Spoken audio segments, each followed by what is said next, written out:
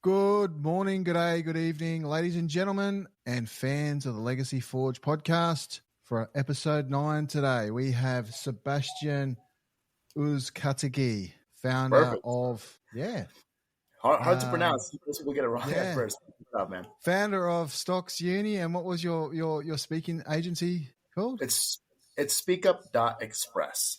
Speakup.express. Dropped on me at the last minute, and that's okay. He's a powerful educator and a powerful speaker and trainer, all about not just investing money, but also investing in skills for our legacies. It's just not teaching about finances. It's about building and shaping and changing how leaders think about not just risk, also resilience, which helps build legacy.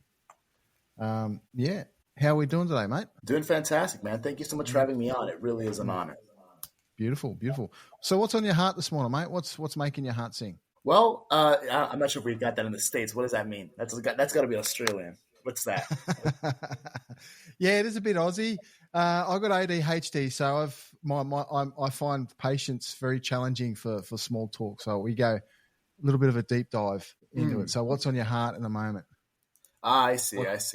Well, really what's been carrying me on for the past year, every day of the week, every morning that gets me out of bed, it's my passion for speaking, my passion for building a voice for myself and for other people. That's really where I'm at right now, and it's still to this day carrying me forward and carrying my vision forward. Beautiful, beautiful, beautiful. Now you've built a very successful Stocks Uni trading platform, and now also speaking organization into something that's changing lives. And professional speaking is something that it's a skill, it's a life skill. But before that, what was that moment that hooked you, that I suppose your awakening or that your turning moment that made you realize? Yes, for me, it was the reason why I have so much respect and I honor the art of speaking so much is because that's what helped me finally find the success that I was looking for so long. I was working on Stocks Uni for a very long time. I was very successful myself as an investor, but I wanted to grow a business that would, again, leave legacy, leave impact. And no matter how hard I tried, it was very difficult. Entrepreneurship is unfortunately an oversaturated world today. And so I spent tens of thousands of dollars in my own pocket trying to get ads to work, funnels to work, a million different things, and nothing really clicked. I was down $20,000 of my own money at one point, just trying to get ads to work, and not a single client came through. However, I, by accident, got invited to speak on a stage about my business, and suddenly, with that one stage, my business quadrupled. Everything blew up. People were finally seeing my vision. I got invited to speak at other places, and I realized that in a world today where authenticity is so lacking, the only real way to stand out is with the voice. And that's why I respect the art of public speaking so much. Mm-hmm. And the art of the voice is something that AI tries to replace. However, what's behind the voice is the heart of the voice and the authenticity of the voice. Would that be fair to say? Exactly right. I'm actually speaking at the end of this month at one of the biggest AI conferences here in the United States. And the reason why I got invited to speak, even though I'm a public speaker in an agency, and I do have some AI, but it's not my main focus, is because they wanted me to talk about how AI is meant to be an amplifier of authenticity, not a replacement of it. And that's the reason why so many people are suffering in today's world, because they're trying to automate. When in reality, we need to take a step back and focus on our purpose, our mission, and providing, not automating. Would it be fair to say that AI has become like another mask for leaders, entrepreneurs, visionaries, particularly in the realm of copy, in the realm of video, that, hey, I can just punch a few commands into an app or a program and up she comes, a nice long form post. But however, that acts like a mask, as a disconnect between who I am and my audience with this, some sort of whatever that post copy is about. Would that be fair to say? Absolutely. And as a matter of fact, I would even say if authenticity was already dead because of the internet, anything after 2010, it was like everything was ads, everything was sales pitches, everything was, very disconnected already. AI took that to a whole nother level where now you can't even tell if you're watching a real person or not. It's ridiculous, right? And so more to the point as to why I encourage every entrepreneur to really focus on getting on a stage. My particular industry, which was in finance, even though I had the best product with the best prices, with the best care, with the best results, all those different things I had. Imagine my amazement when I felt that even with all those things, even on focusing on making the best product imaginable, I still couldn't connect with people.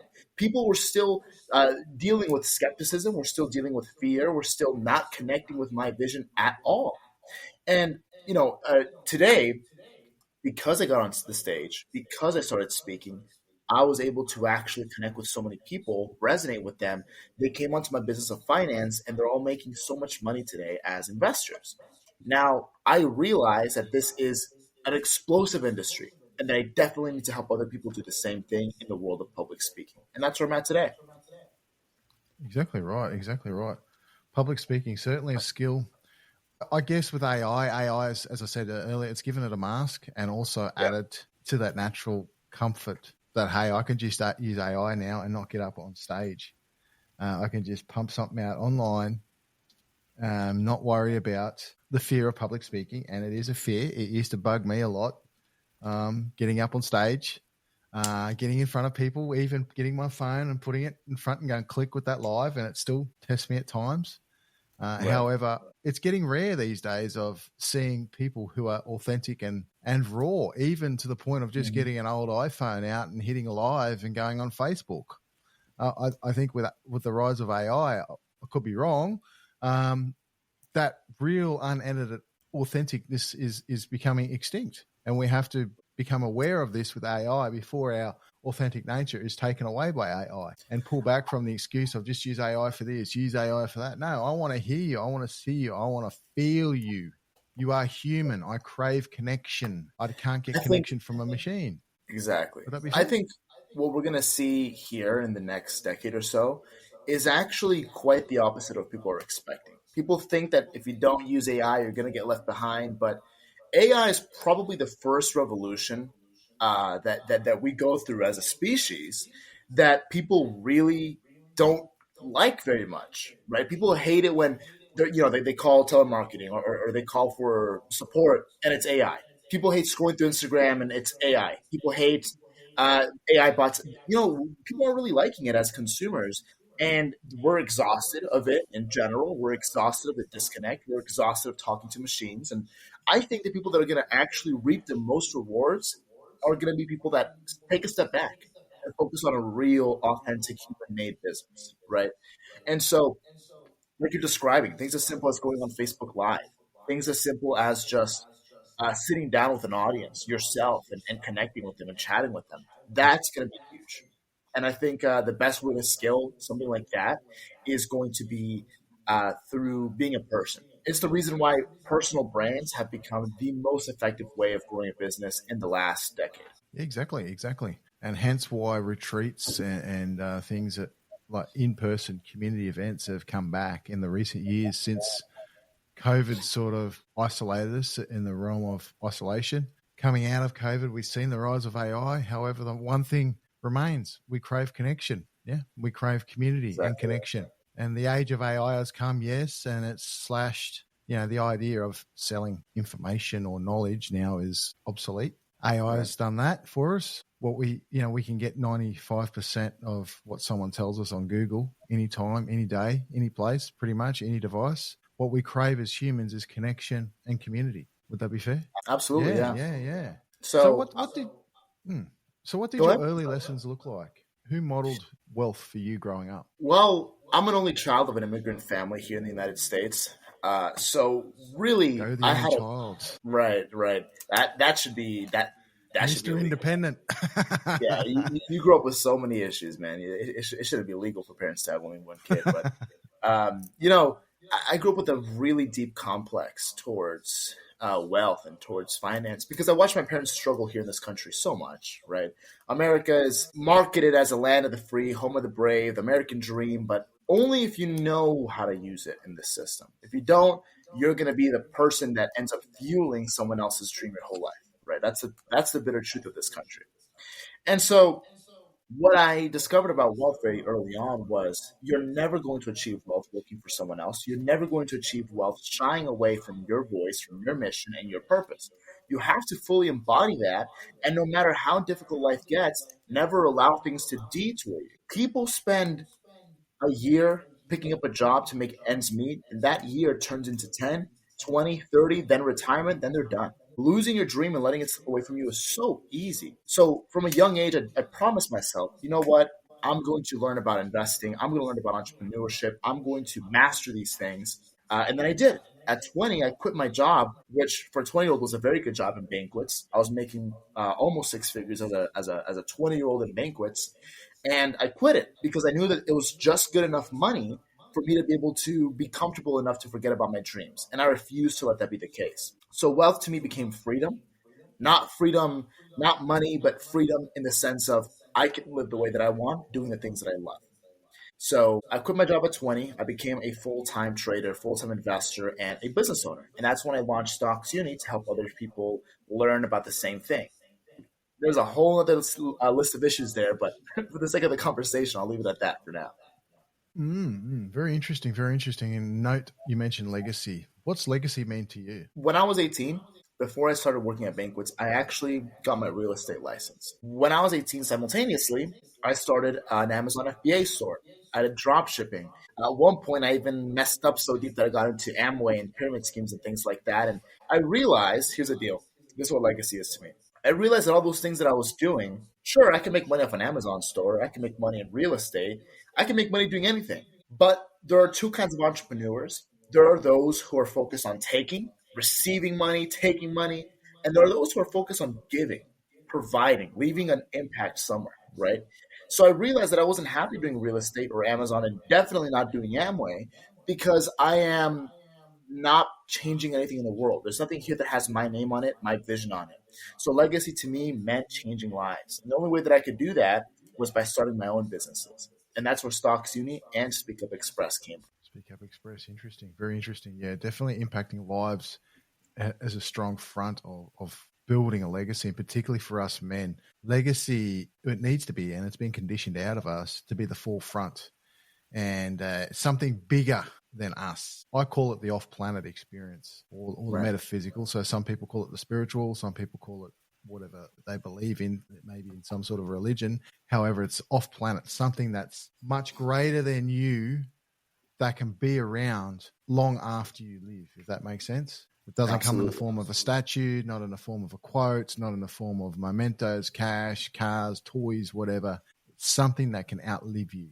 Now, we see the legacies in great leaders like the Greeks and the Romans that have thousands of years that are still living on. Yeah, like Socrates and a few other leaders. Their legacies are living on. They may have long Right. gone. However, their teachings, their steps are living on. And that's where we get into the legacy. What can outlive me for thousands of years? And I'm a founder of a coaching company called Next Level, and I'm fascinated by leaders out of that Greek and Roman Empire. Me too. I got some Socrates, books right great here. thinkers.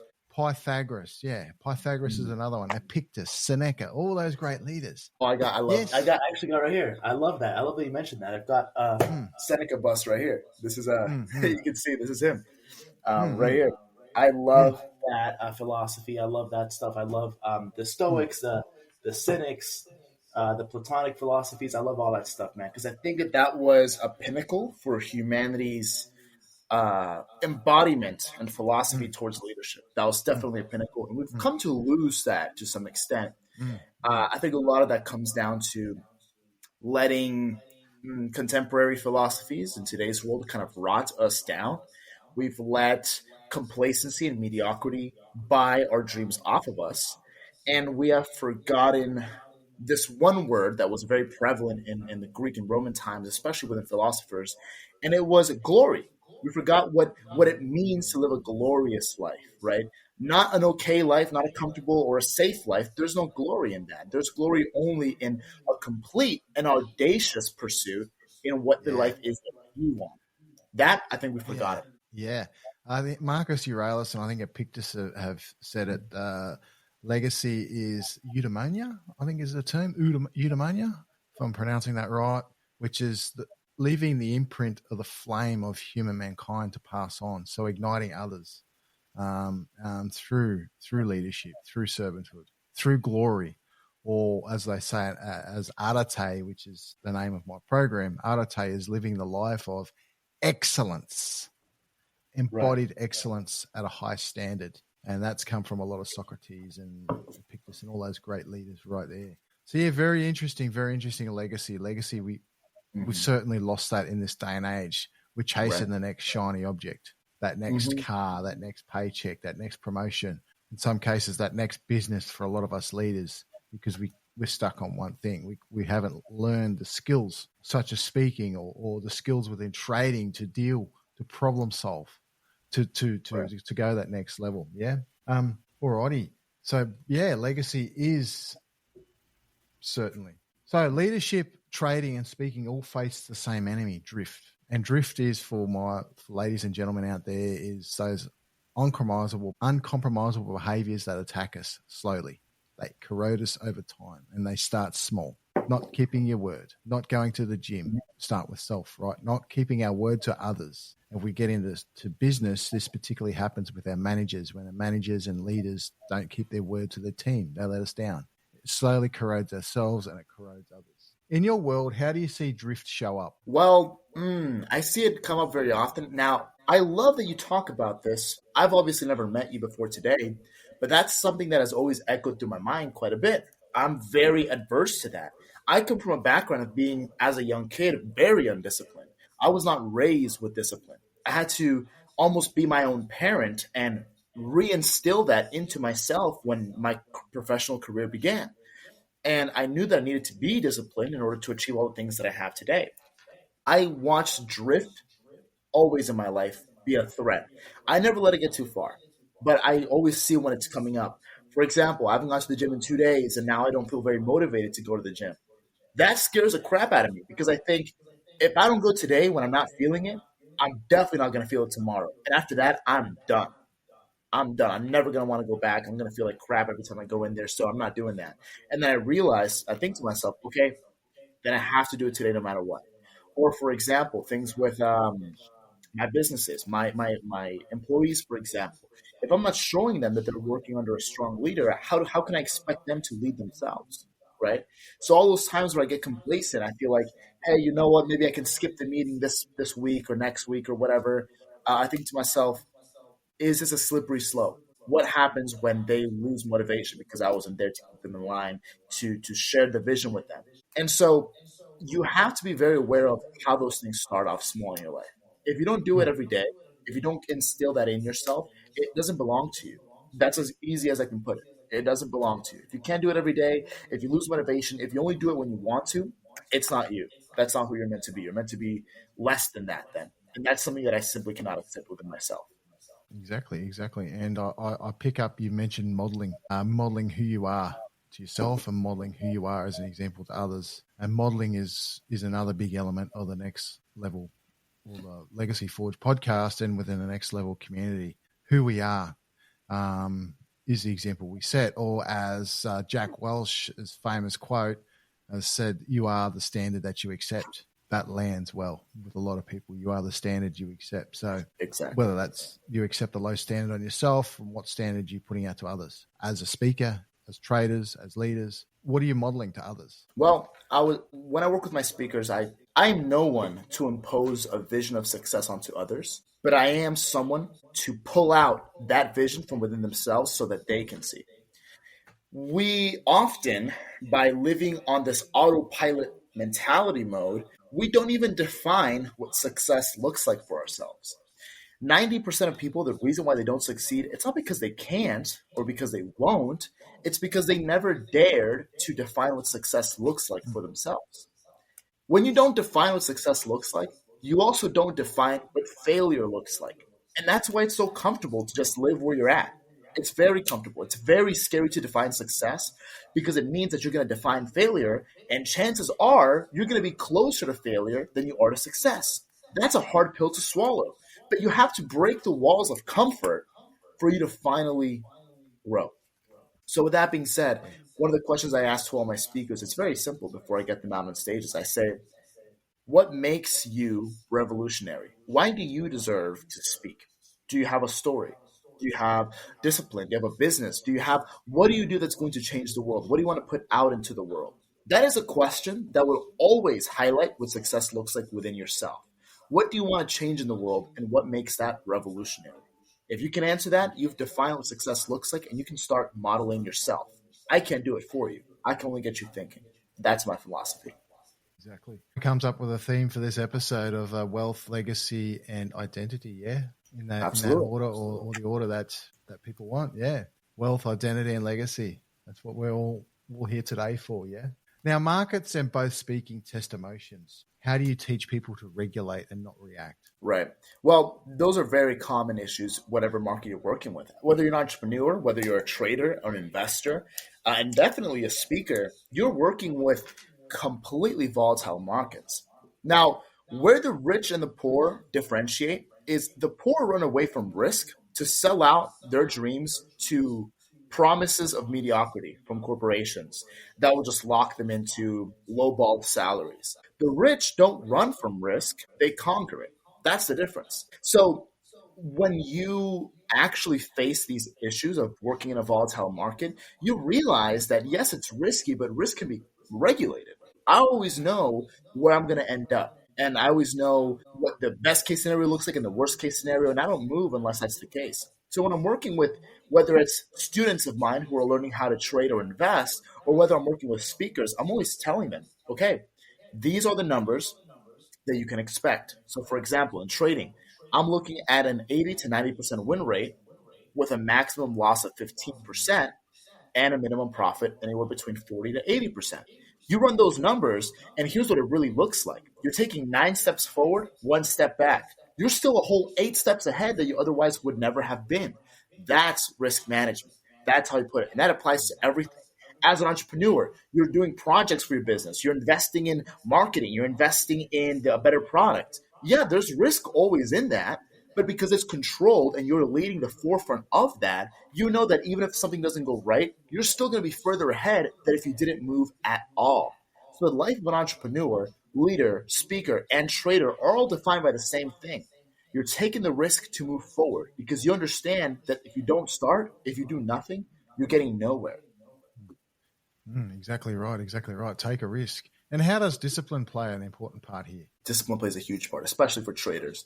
I tell all my students in stocks uni, now they all do great. It's not hard to make money at all. I got a guy that in the last 2 months turned 1,000 to 10,000, which is better than. I mean, proportionally, those are incredible numbers, and he's really killed it. But I tell everyone, don't look at the money, don't look at the profits. That's not difficult to achieve at all. It's hard to keep it. If you have even a small hole in your discipline, life will check you. Now, I'm not sure if you've heard this before, but I believe something like 95% of lottery ticket winners end up losing all their money within a year or two. That's pretty crazy to think about. How is it possible to lose millions of dollars? It's because when your discipline is not where it's supposed to be, life will put you in check. In life has one simple rule. You are always exactly where you deserve to be. That's it. Exactly right. If you're broke, you've taken actions to make yourself broke. And if you want to get rich, guess what? It's not about getting money. It's about getting a better mindset, getting a rich mindset that will make you someone that is capable of holding that. And so when I see my students make a lot of money, I tell them, take it easy. Don't forget to have a good discipline because life will put you back in check if you don't.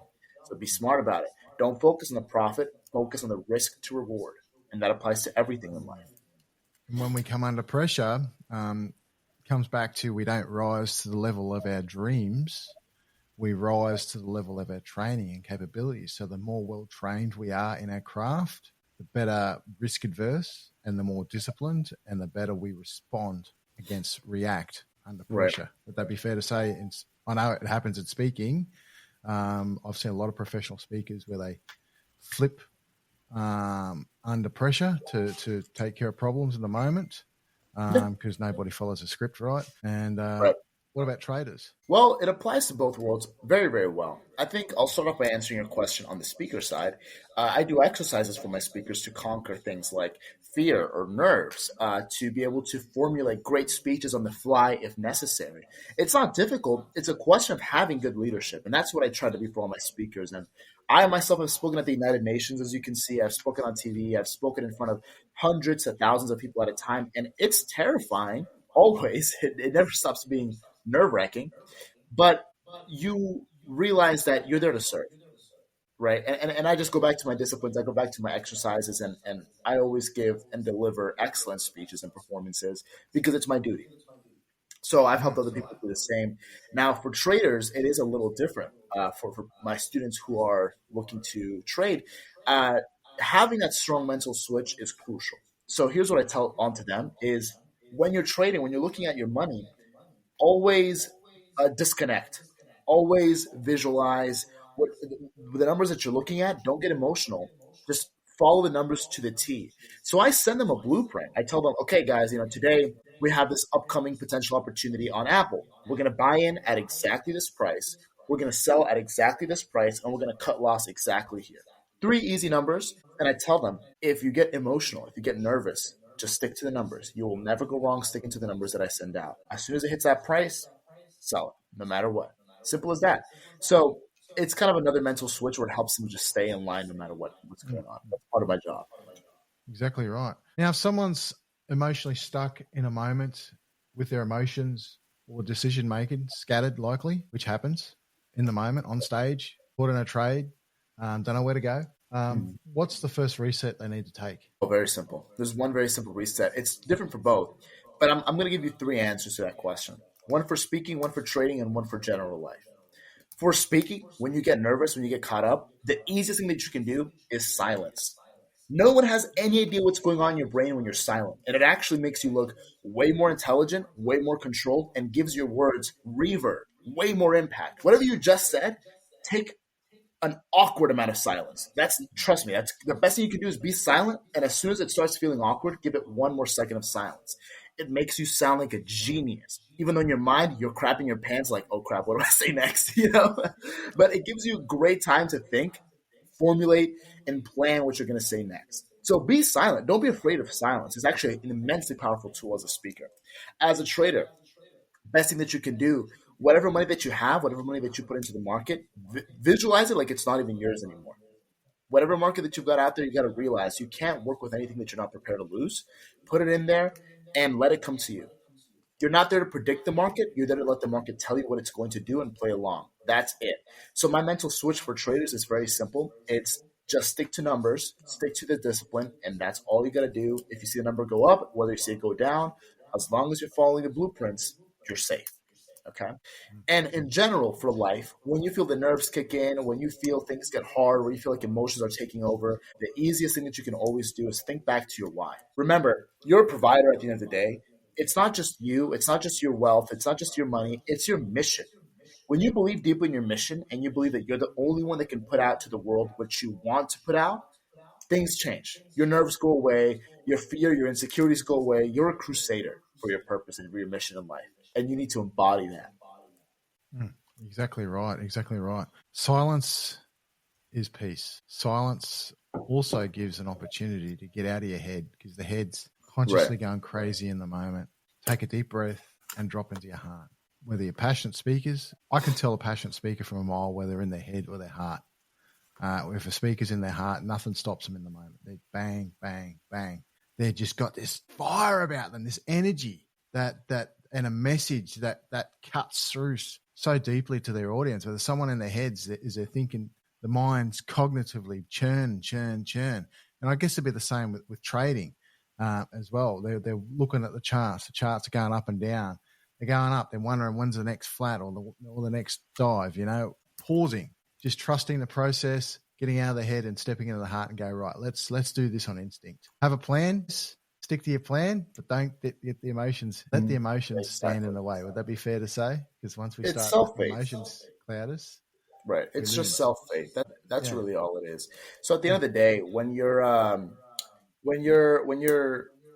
in this path of entrepreneurship, whatever you're doing, you got to realize It's the first time in your life that you may be walking your own way. So every other time in our lives, what are we really doing? We're listening to a manager. Whatever we do wrong, they take accountability for. Whatever we do right, they take the credit for. It's nothing really belongs to us. They sell out our autonomy, or rather, we sell it to the corporation again for a low balled salary. That's it. You're getting rid of your accountability. No, none of your wins really belongs to you. None of your losses belong to you. Right? When you're an entrepreneur for the first time, it does. It's on you. Whether you failed or whether you succeeded, it is fully on you.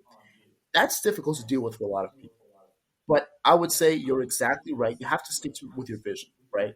It's not about being stubborn in your path. It's about being confident in your destination. That's what it is. And so self faith is very difficult. But I would say to people, never forget why you're doing what you're doing. And that helps you always stay on track, even in your darkest moments. It just gives you your why. And you got to remember always that some of the greatest, most successful people were just one dark day away from quitting. So don't let that happen to you. Exactly. What do you want people to remember more, Sebastian the trader or Sebastian the teacher? I'll give you one better. Just Sebastian, period. Just that's it. That's it. When you're a human being, and especially when you have a personal name and personal brand, what makes being a public speaker so beautiful is you're building a name that you can do whatever you want with. You don't have to limit yourself to one thing for the sake of monetizing it. A lot of people will do that. They'll be like, hey, this is not me. I'm a barber. I'm a trader. I'm a mechanic, whatever, or I'm a car flipper, whatever. That limits you. I mean, you weren't put on this planet to be just one thing. We're filled with so many passions. I'm passionate about trading. I'm passionate about writing. I'm an author. I'm passionate about speaking. I'm passionate about a million different things. And I want to be able to grow in whatever I choose to grow in. So I want to be remembered just as myself. And whatever I choose to do, let the profit come with me because I've already built a name for myself. And that's why speaking is so powerful. Yeah, speaking is definitely so powerful. If you had one principle like your own, as the Greeks called the Arete code, to hand down to every student, every protege that crosses your path, what would that be? Well, I always tell people, I close all my speeches the same way. There's nothing riskier than staying where you're at. Move, start, act. Depression, all the worst things in our lives come from stagnancy, come from complacency. The moment you start feeling depressed, the moment that you start feeling stuck, uh, bored of your life, one thing is simple: take a risk, take a leap, move, and act. And all the things that you've been postponing in your mind with artificial excuses. There is nothing riskier than staying where you're at. And the one best cure for everything wrong in our lives is simply to move. To move, take action. Take action on something, even the small steps. Take action, just move. They call it breaking state in some of the personal development teachings. Break state, to break out of that state that's paralyzing us. Just do something, jump up and down, do whatever, just move. What's Exactly one right. failure that's taught you more than any win, either on stage or in the markets? Wins as an entrepreneur are actually not our favorite things, believe it or not. Wins are fruits, wins are flowers, and they're nice, but really it's the failures that are the roots of our plant.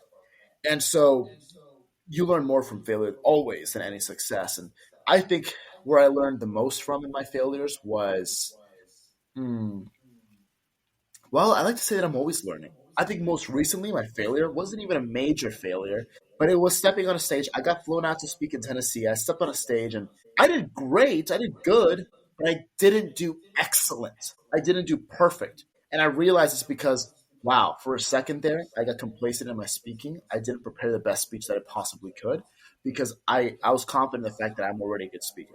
I hated that. I hated myself for realizing that, wow, I let myself get complacent. Even if it was a little bit. Drift, you talked about it. I felt that little tiny bit of drift come in where I'm like, wow, I didn't really write a good enough, not a script, but a list of points. I didn't really structure this as good as I could have. I was only there to be a good speaker, but I'm not satisfied walking out of anything if I'm not the single best keynote speaker. It has everyone come up to him afterwards. I'm not happy if that's not the case. So I realized that I let that slip away from me a little bit. That was my most recent failure. And the one that, again, I always learn the most from is my most recent failure. Failure is how we learn, and more importantly, failing forward. Yeah, Mhm. as John Maxwell said in his classic book, Failing Forwards. Yeah, What do Amen. people misunderstand most about wealth, success, or even you personally? Well, I would say the thing that people most often hmm, misinterpret, especially about wealth, is it's not cash. It's not money. It's got nothing to do with that. The more that you chase money, the more it slips away from you. Now you're a philosophy man. You've read Seneca, and you know one of his most common quotes. Seneca was, of course, a very wealthy Roman man, right? And he was criticized for that quite often. But one of his quotes regarding money was, "The best way to achieve wealth is through the disdain of it." I like that. It's very difficult to understand, but I liked it because to me it meant that when you love money so much that you're pinching pennies and scared to make any risk, you'll never see it come through. When you're chasing money, it runs away from you. When you're focused on having a good product, a good purpose, a good mission, money becomes a byproduct of your effort. So don't focus on the cash, don't focus on the wealth. Let it come to you by being the kind of person that attracts it naturally. Focus on providing. Focus is the core pillar around the Legacy Forge podcast. It's foundational, and it's actually one of the core words of the mantra: focus, forge, and ascend. Yeah, so focus on the mission, focus on your identity, who you are, why you're here. Then we can forge the path, and then we can ascend into growth and take others with us. Yeah, Exactly. If I dropped you in front of, say, 1,000 or even 10,000 legacy-driven leaders tomorrow, what's the one truth you'd hammer into them? I'm sorry, what was that? Your audio kind of died out a little bit. Okay, my audio. Okay, if I dropped you in front of 1,000 legacy-driven creators or even 10,000 tomorrow, what's the one truth you drive home to them? The one truth I drive home to them. Well, to people that are already legacy driven, already focused and very successful in what they do, there really is only one thing to always come back to. When I started seeing success in my life, surprisingly, I became unhappy because the further that I climbed, the more that I wanted. And I realized that I was slipping into a very dark, dark path. I was in the capital of the United States, Washington, D.C., in the government building, shaking hands with some major politicians and investors of them. And I heard this much older, much, much, much richer man say to me something that terrified me for the rest of my life. I would always tell people, my girlfriend, my family, my friends, that the reason why I do everything that I do is in the pursuit of freedom. I want to be free financially. I want to be free to live the way that I want. By this point in my life, when I was in DC, I was doing better than ever before. And yet I was unhappier than ever before because I wanted more still. I shook hands with this gentleman. He asked me what I did. I told him a little bit about myself. And even though this was a multi-millionaire, he said to me, "Wow, I admire you because you have the one thing that I've been spending my whole life chasing, freedom." That traumatized me, bro, because I looked at him and I thought to myself, oh my God, this guy is so old, has everything that I could ever want, and he's still chasing the same thing that I am. So I realized what I'm doing right now is not bringing me happiness because I'm stuck in this greed. I'm stuck in this climbing more and more and more, and I forgot about the freedom in the pursuit of money. I got caught up in that. So, to legacy leaders, people that are already finding success in their life, I would remind them to take a step back and focus on why they started in the first place, not where they are right now. And if you're already finding success in your life, learn to be happy before you learn to want more. And in that happiness comes gratitude for those that we have, and even the small stuff on a day-to-day basis. Yeah. Right. There's a simple exercise that I do even twice a day with me and my partner, and it's be grateful for 3 things at the dinner table. Yep. Every morning and every night. What's 3 things you're grateful for? What's 3 things? It keeps my humbleness and humility in check and keeps me in the moment, because being a man, I do go down that rabbit hole of chasing things rather than impact at times. Keep my ego in check, keep myself on my soul moment, because I'm very passionate about impacting others' lives rather than toys, cash, mementos. Yeah, it's all about happiness of self, happiness for others, and the greater good. So Thank you for being here, Sebastian, and going deeper with us. Yeah, this conversation wasn't about stocks. It was about standards, the standard of self, how we handle ourselves on stage. We could go on for hours and going down on professional speaking. That's another rabbit hole. I might bring you back a later episode for that. Yeah. Speaking is a skill these days. It's definitely an art. And you've made it very clear, wealth isn't just what you trade or what you pitch on platforms. It's what you teach. There's a lot of empty speakers out there who are just pitching for performance. Right. There's a lot of great speakers out there who are impacting, transforming lives and taking leaders with them. And you've become what you've enabled to pass down to others. Do you have any kids, by the way? You got a family? No kids. No, Yeah. not yet. I'm Not 23 yet. years old right now. Ah, yeah. Still in your prime. So you're so on the field. Yeah. Still. Yeah. Yeah. Well, Beautiful. doing my thing. You know how it is. I'm 40, mate. So look up to the older men. Will do. That's my sort of advice. Being young fella. I mean, where I was at 23, I'm nowhere to who I am today. Look up. You're probably already doing it. Look up, find some older men who have got the fruit on the tree that you want and stick around them. Because there's not many 23-year-olds that are in the realm of building businesses or living their life that's greater and purposeful. They're in the party moment, the boy moment still. Yeah. So thank you for being on here this morning or this evening, wherever you are in the world, ladies and gentlemen. To everyone listening, where in your life are you trading short-term gains for long-term drift? It's a question I want to see out to everyone. And what legacy could you build if you reset that standard now, today, now? That's the work we do at the Arate. That's the work we voice through the Legacy Forge podcast. And that's the fire of the Legacy Forge. So again, Sebastian, I want to thank you for being on this episode 9, Wealth, Identity, and Legacy. And for our lovely viewers out there, this was a complete ad hoc sort of conversation. No scripts, just a complete yarn, as us Aussies do it. And the Americans love it. But yeah, thank you. And like and subscribe on all major platforms on iTunes and Spotify. And until the next episode, thank you. Any last words? No, it's been an honor to be here. So thank you so much. Cool. All righty. Thank you very much. Have an awesome time. And until the next episode, bye for now.